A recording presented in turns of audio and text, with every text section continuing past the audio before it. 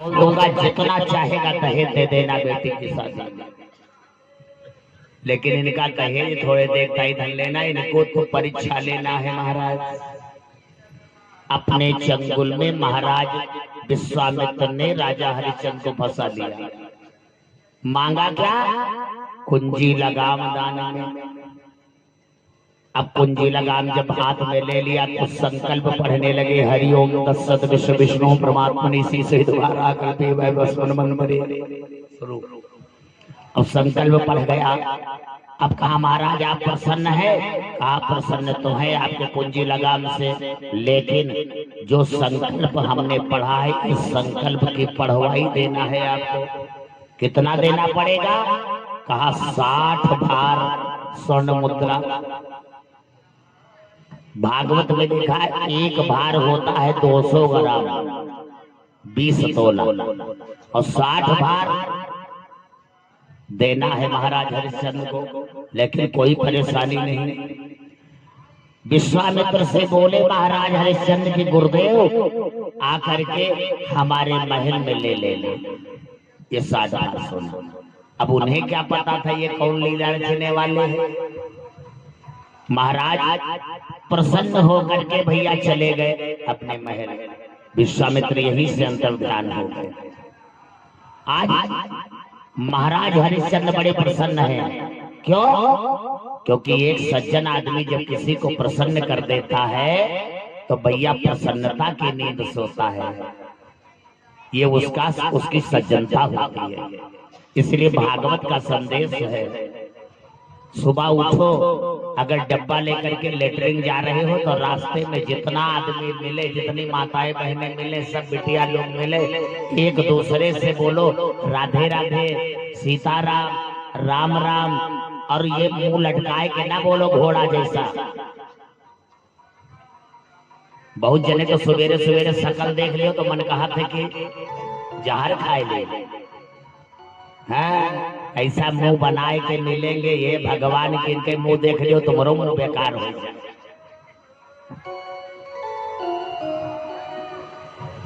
किसी से मिलो, अगर घर में लड़ाई झगड़ा भी हुआ है, किसी प्रकार का आपको दुख भी है, लेकिन सामने वाले से मिलो तो एकदम मुस्कुराते हुए मिलो, मुंह लटकाए ना मिलो। क्योंकि सामने वाले के सामने कोई दुखी दिखाई पड़ता है तो भैया सामने वाले को दुख हो जाता है। और अगर तुम्हारे कारण कोई दुखी हो गया तो समझ लेना पाप लगेगा, और आपकी प्रसन्नता से कोई प्रसन्न हो गया तो समझ लेना आपने पुण्य कमा लिया। राम राम बोलोगे मुस्कुरा करके तो सामने वाला भी बोलेगा राम राम। बताओ पुण्य होगा कि नहीं होगा? और एक आदत भी पड़ जाएगी राम राम बोलने की, आपका व्यवहार भी अच्छा हो जाएगा, लोग तारीफ करेंगे, फलानी बिटिया कहूँ मिला था राम राम जरूर करती है, तारीफ करेंगे। तो ये प्रसन्नता से प्रसन्न करने का सूत्र है। महाराज हरिश्चंद्र का यही व्यवहार था।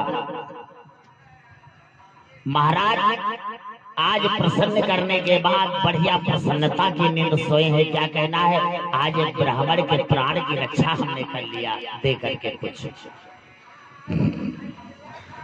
भैया। लेकिन कुछ देर दिन के बाद में अलग निरंजन द्वारपाल ने बताया जाकर के महाराज हरिश्चंद्र को कि गुरुदेव विश्वामित्र पधारे हैं। महाराज हरिश्चंद्र दौड़े भागे पहुंचे, और भैया फौरन जाकर के विश्वामित्र के चरणों में प्रणाम किया। और बोलो ना भैया, प्रणाम करने के बाद बढ़िया स्वागत से महल में लाए, आसन पर बैठाया। महारानी तारा के साथ महाराज का चरण धुला, 16 प्रकार से पूजन किया। अब महाराज हरिश्चंद्र हाथ जोड़ करके बोले गुरुदेव यही कारण आगमन तुम्हारा, और मुनिवर खाए न बचन उछारा। हे गुरुदेव, आपके आगमन का कारण तपस्या के लिए धन चाहिए या कोई अन्य कार्य के लिए धन चाहिए? बताइए गुरुदेव, क्या कारण है आने का? अब तो कहानी वही बुझाने लगे महाराज। कोई जंगल में आपको ब्राह्मण मिला था? कहा हाँ महाराज, बड़ा गरीब ब्राह्मण था बेचारा, जान देने जा रहा था। लेकिन मैंने उसे कुंजी लगाम दान करके और मानो जान बचा लिया। अभी 60 भार सोना देना है, आएगा बेचारा ले जाएगा। राजा हरिश्चंद्र से विश्वामित्र कहने लगे, महाराज वो कोई ब्राह्मण नहीं था, मैं था जिसको तुमने कुंजी लगाम दान में किया है।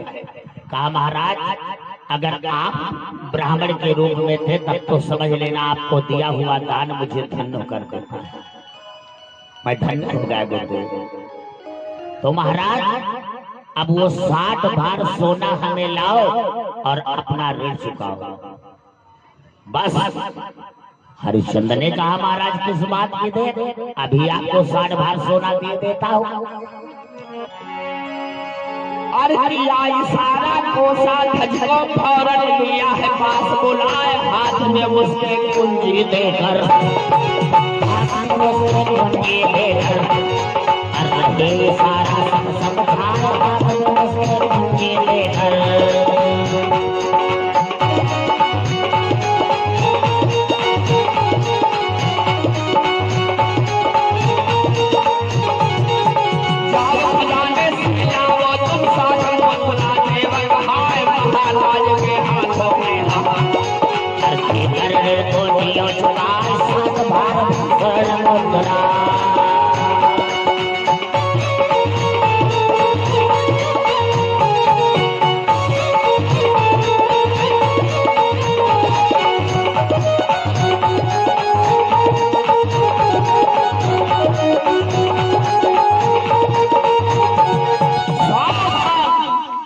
किसको आज्ञा दे रहे हो? कहा महाराज अपने कोषाध्यक्ष को। कहा ये कोषाध्यक्ष तुम्हारा नहीं मेरा है।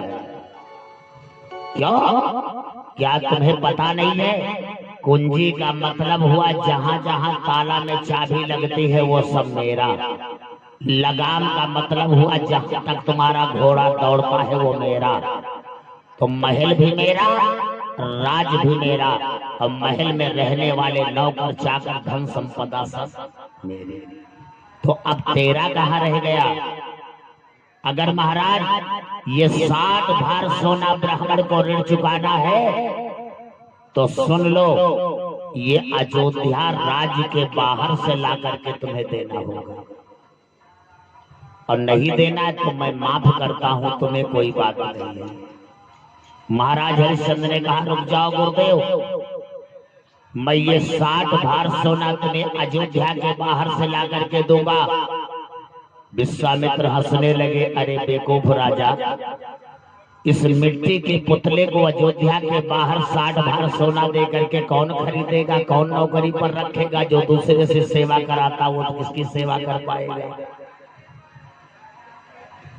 अगर अयोध्या की बात होती तो किसी सेठ साहूकार को दया आ जाती, 60 भार सोना दे देता। कौन खरीदेगा? किसकी सेवा कर पाओगे? कहाँ बिकोगे?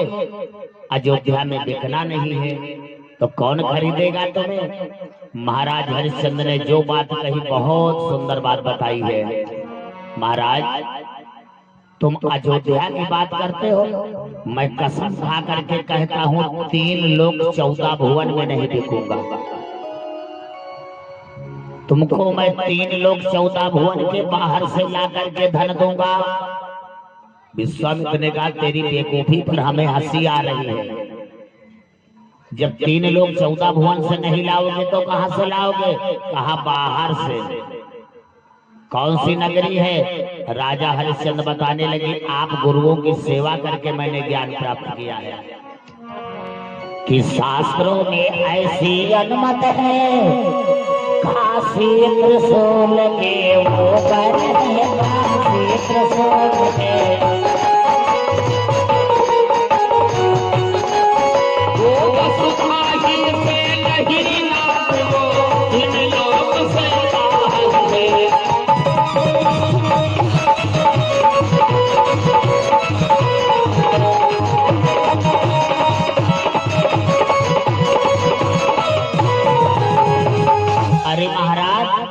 शास्त्रों में ऐसी अनुमत है, काशी त्रिशूल के ऊपर है। भगवान शिव ने अपनी त्रिशूल की नोक पर यह नगरी बसाया था जिसका नाम है काशी। जिसका ना धरती से, ना आकाश से, ना पाताल से संबंध है। 3 लोक 14 भुवन में इसकी गणना नहीं होती। 3 लोक 14 भुवन से ये बाहर। ऐसी नगरी में मैं बिकूंगा और आपका पाई पाई ऋण चुका दूंगा। बोलिए काशी विश्वनाथ भगवान की। भैया महाराज हरिश्चंद्र उसी समय अपनी पत्नी तारा और अपने पुत्र रोहितास को बुलाते हैं और भगवान शिव की नगरी काशी की ओर प्रस्थान कर देते हैं। और ये 20 रुपए का दान हमारे भैया राधेलाल वर्मा जी आपके कर कमलों से भगवान के चरणों में दान समर्पित हुआ है। केवल 5 मिनट आप लोग बैठिएगा और साथ लेकर के जाइएगा, केवल 5 मिनट। बोरिया रामकंद भगवान की। जब ये पता चला अयोध्या की रियाया को, अब रो रो करके महाराज हरिश्चंद्र को ये रियाया रोकने लगी। हे अवधेपति ओ महाराज, अरे छोड़ हमें तुम आ जाओ।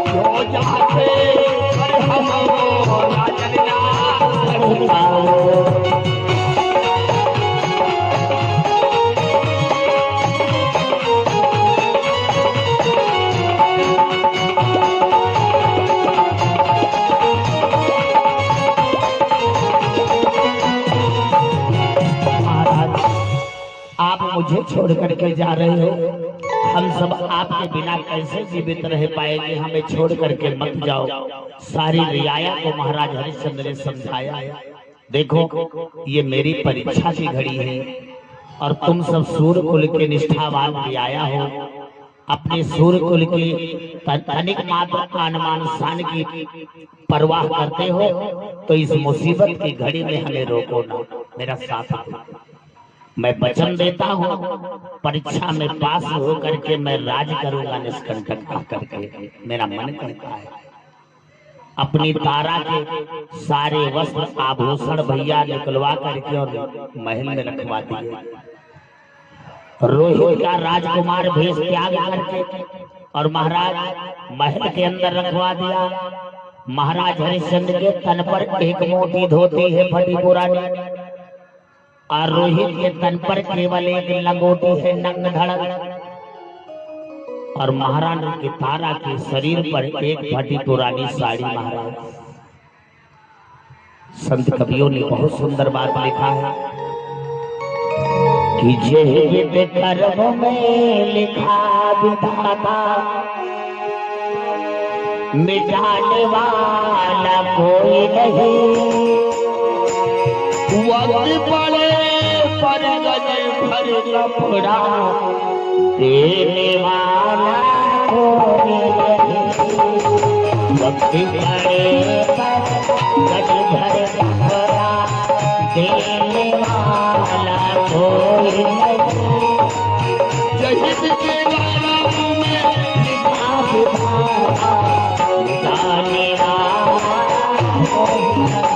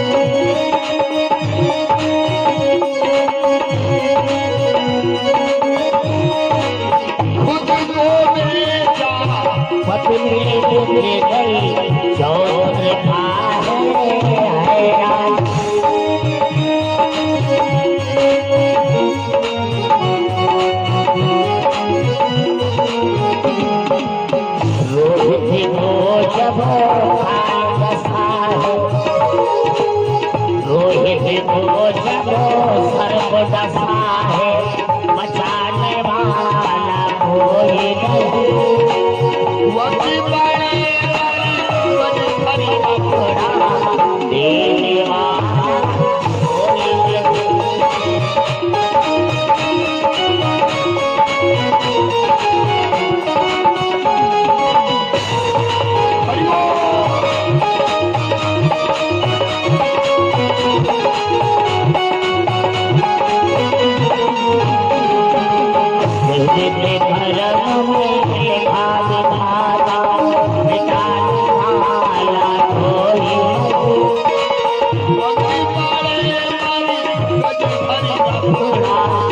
देने वाला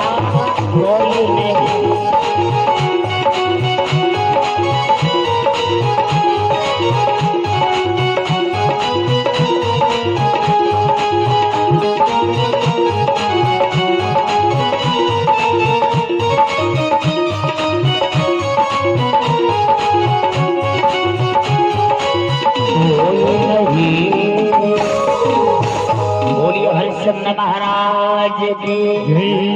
महाराज काशी पहुंच गए और कसम खा करके महाराज हरिश्चंद्र गए हुए विश्वामित्र से कि जब तक मैं आपका ऋण नहीं चुका दूंगा तब तक अन्न का एक कतरा अपने परिवार के साथ जुबान पर नहीं डालूंगा, कुछ खाऊं पीऊंगा नहीं। महाराज 28 दिन काशी पैदल चलते चलते लग गए। 29वें दिन महाराज हरिश्चंद्र काशी की बाजार में खड़े हुए, किसी ने झांका तक नहीं। लेकिन जब 30वां दिन आया है, क्योंकि 30 दिन का वचन दिया था महाराज हरिश्चंद्र ने, 1 महीने का समय मांगा। जब महाराज हरिश्चंद्र 30वें दिन बाजार में खड़े हुए और सुबह से लेकर के शाम तक कोई ग्राहक नहीं आया, अब तो महाराज अधीर होने लगे। लगता है रघुकुल की परंपरा टूट जाएगी, आज वचन मेरा बेकार चला जाएगा, सूर्यकुल कलंकित हो जाएगा। आज भगवान को तेल लगाया है महाराज हरिश्चंद्र ने। महाराज सूर्यकुल की रक्षा करने के लिए फौरन उत्तर दिशा से धर्मराज और दक्षिण दिशा से यमराज को बुला लिया। धर्मराज को भगवान नारायण ने ब्राह्मण बना करके भेजा और यमराज जी को कल्लू डोम बना करके भगवान ने भेज दिया। जाओ 30-30 भार दोनों सोना दे करके और राजा हरिश्चंद्र को ऋण मुक्त करो। धर्मराज ने अपनी पंडितानी के लिए भैया नौकरानी खरीद लिया रानी तारा को। कल्लू डोम ने मरघट की रखवाली करने के लिए महाराज हरिश्चंद्र को खरीद लिया। महारानी तारा चली पंडित जी के घर और महाराज हरिश्चंद्र चले गंगा जी के किनारे मरघट की रखवाली करने के लिए। देखो एक जगह यही कथा सुना रहे थे, एक भाई साहब खड़े होकर के पूछने लगे, कहा पंडित जी एक बात बताओ, गंगा मैया तो त्रेता में आई है, तो ये महाराज हरिश्चंद्र कौन सी गंगा के किनारे रखवाली कर रहे थे? मामला सतयुग में आप गंगा को बता रहे हो। देखो हमारी भागवत में 12 गंगा का वर्णन बताया गया है। हमारी भागवत में 12 गंगा बताई गई है। सतयुग में महाराज हरिश्चंद्र जिस गंगा के किनारे मरघट की रखवाली कर रहे थे, इस गंगा का नाम है महाराज नंदनी गंगा। त्रेता में जो महाराज भागीरथी लाए थे गंगा को, इस गंगा का नाम है भागीरथी गंगा। द्वापर में गोवर्धन पूजन के समय जिस गंगा को भगवान ने प्रकट किया है, इस गंगा का नाम है मानसी गंगा। बोली गंगा मैया की। तो महाराज हरिश्चंद्र नंदनी गंगा के किनारे मरघट की रखवारी कर रहे हैं। ये सतयुग में गंगा मैया प्रकट हुई है। अब देखो महाराज हरिश्चंद्र बचपन से ही बड़े वफादार थे, बड़े ईमानदार थे। हर काम बड़ी ईमानदारी से, बड़ी वफादारी से करते थे। कल्लू डोम ने जो कुछ बताया महाराज वही रट रहे हैं। जो भी मेरे मरघट पर आएगा बिना कर चुकाए 100 का दफन करने नहीं पाएगा। उधर महारानी सेविका बनकर के, दासी बनकर के पंडितानी की सेवा करती है। भैया उस ब्राह्मणी ने भी अनेक प्रकार से महारानी की परीक्षा लिया, ना जाने कितना सजा देती है, पर महारानी ने कभी मुड़ करके जवाब नहीं दिया अपनी पंडितानी को। एक दिन सुबह के पहर पंडितानी बोली, दासी जाओ मेरी पूजा के लिए फूल ले आओ। वहीं पर रोहित खड़ा था। रोहित ने कहा, माँ जाओ माँ के लिए फूल ले आओ। कहा, जा बेटा फुलवारी से माँ के लिए फूल तोड़ना, शायद अभी परीक्षा और बाकी थी। रोहित गया मेरे भाई बहन फुलवारी में फूल तोड़ने के लिए, और वहीं पर रोहित का काल छिपा था। जैसे ही रोहित फुलवारी में प्रवेश करता है उसी समय काल प्रकट हो गया महाराज। अरे दस्यो बन सर्पा, दस्यो बन सर्पा, काल बन खायो। दस्यो बन सर्पा, काल बन खायो।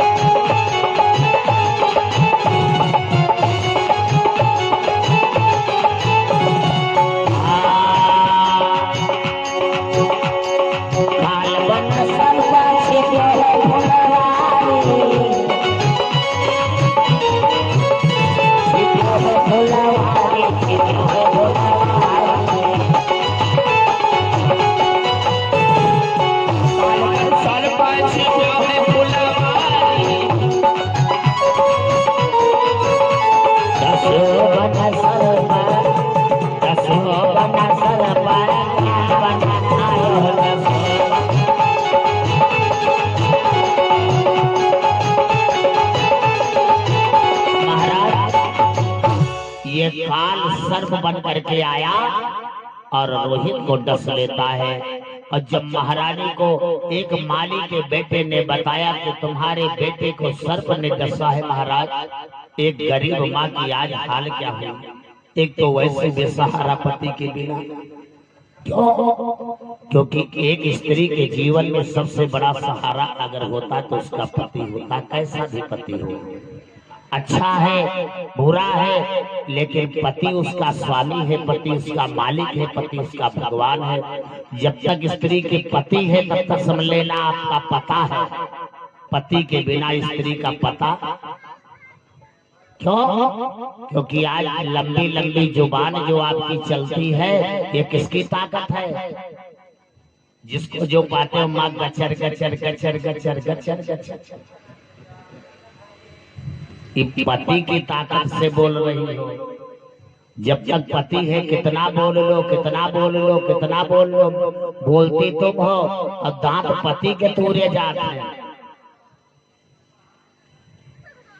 और जिस दिन पति नहीं रहेगा इसी जुबान में महाराज ताला लग जाएगा, औकात तुम्हारी खत्म हो जाएगी। जिससे बोलोगे वही कहेगा चुप बूढ़िया की, चुप हो जाओ। महाराज एक तो बेचारी ये बेसहारा स्त्री और दूसरे पति की मौत का सदमा, पुत्र के मौत का सदमा। जैसे बछड़े बिना गाय डकारती है, ऐसे लाल के बिना मैया फुलवारी में पहुंच गई। देखा उसका बेटा रोहित एकदम काला पड़ गया था। भादों का महीना है और ये नालायक पंडितानी का स्वभाव अगर सुन लिया कि इसके पुत्र को सर्प ने डसा है तो लाश सड़ जाएगी पर दाह नहीं करने देगी।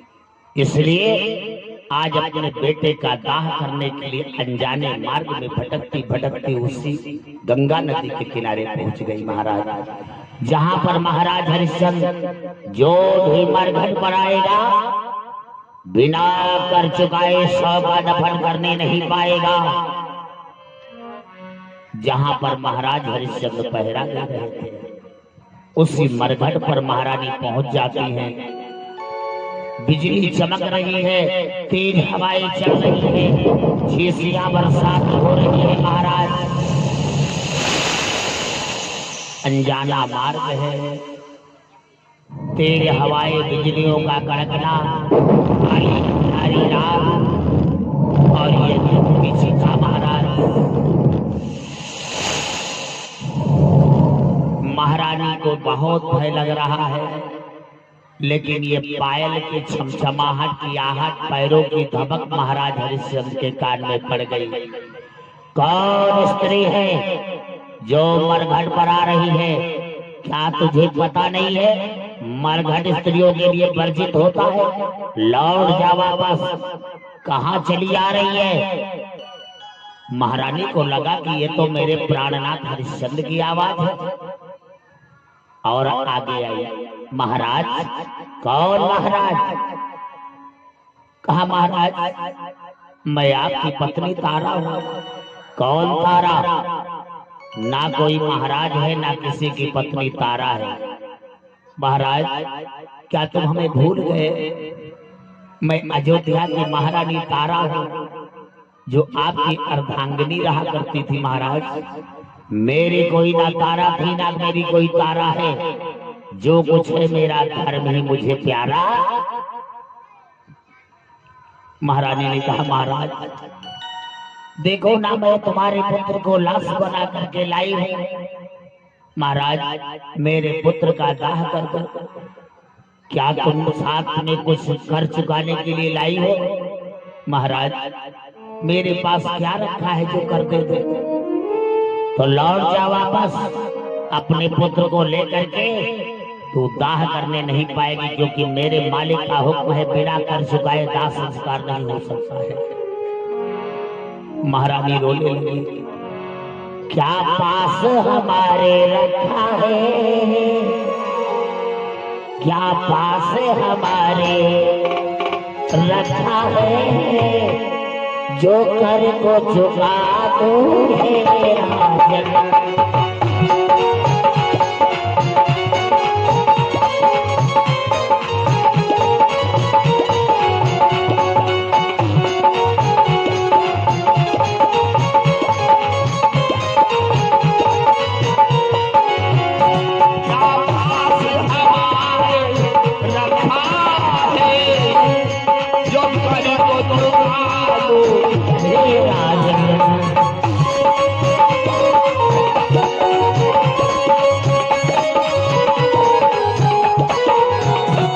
चरण शरण है सुनो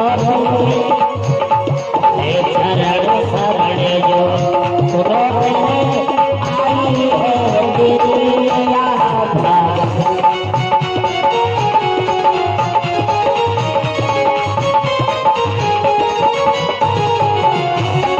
चरण शरण में आई है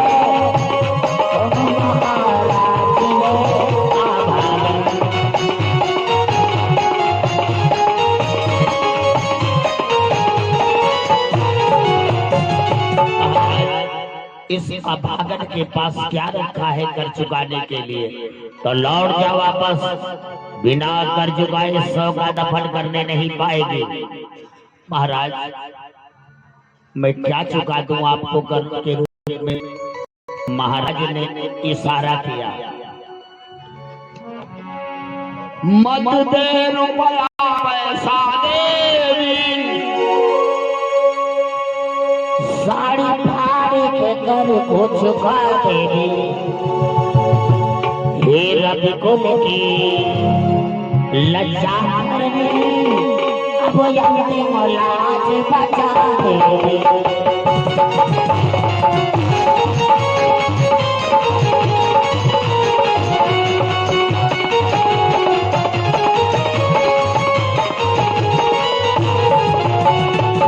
सितारा, सदा सदा आपने मेरा साथ दिया है, अब ये परीक्षा की अंतिम घड़ी में मुझे निराश मत कर कि मेरी परीक्षा की अंतिम घड़ी है। जब अपने पति का इशारा पाया, देखो एक आंचल स्त्री का सुहाग होता है। किसी के घर में लड़ाई लगवाना हो, थोड़ा ब्लेड से कोना काट ले जाओ, टोला भरे मेहरुए नगरिया यही है तो पक्का जा रहा हो, और वही 1500 के पंडितों जी के काम हो जाए। पंडित बाबा लो पतारा खोलो, बिचारो खर्चा चाहे जो लगे, हमारा असर कोई काट लेगा।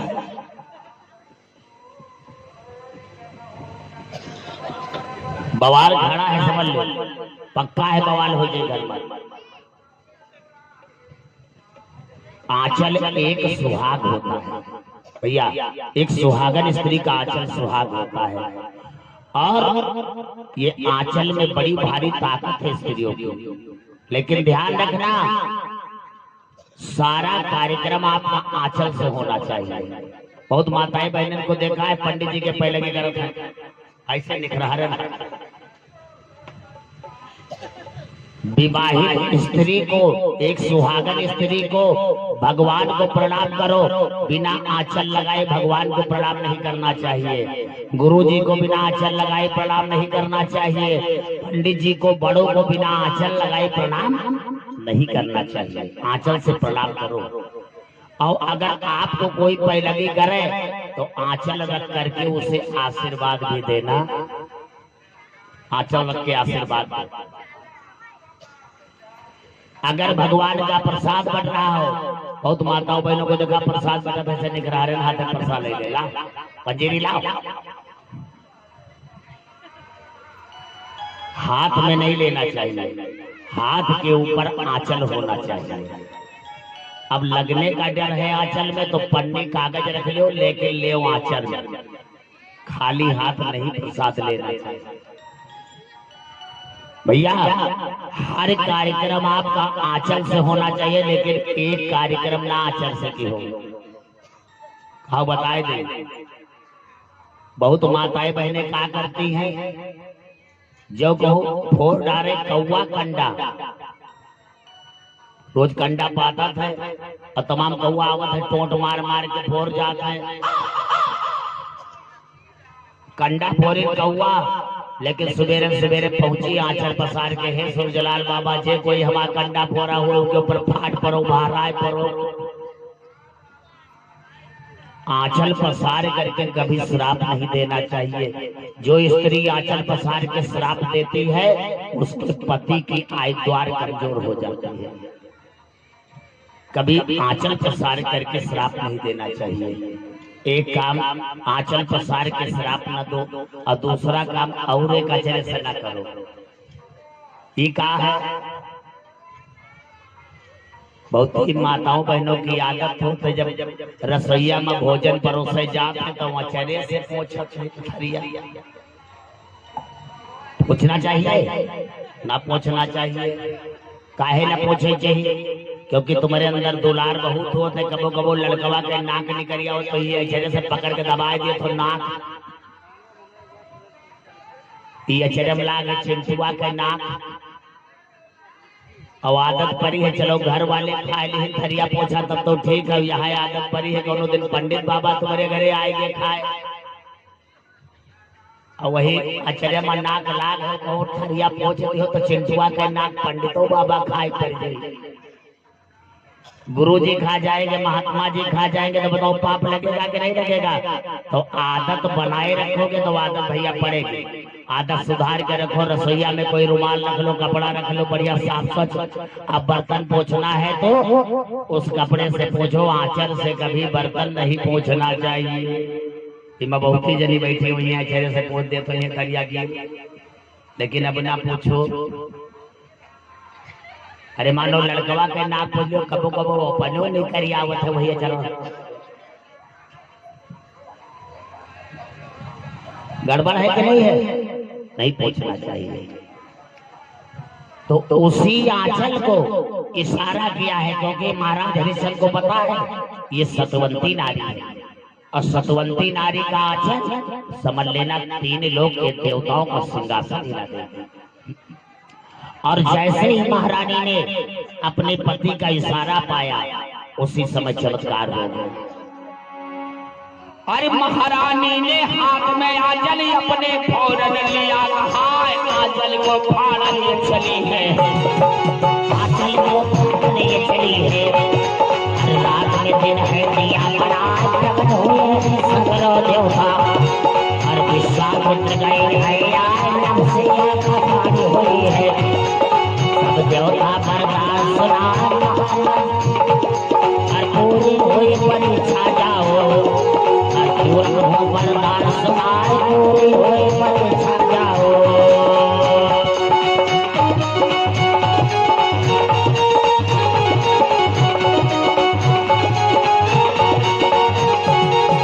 पूरे हुई परीक्षा जाओ, तो जाओ वरदान सुनाए अवधपुरी पर मैं तो, अरे अवधपुरी पर करो तुम, और निष्कंटक भैया यर्जा अवधपुरी पर राज करो तुम।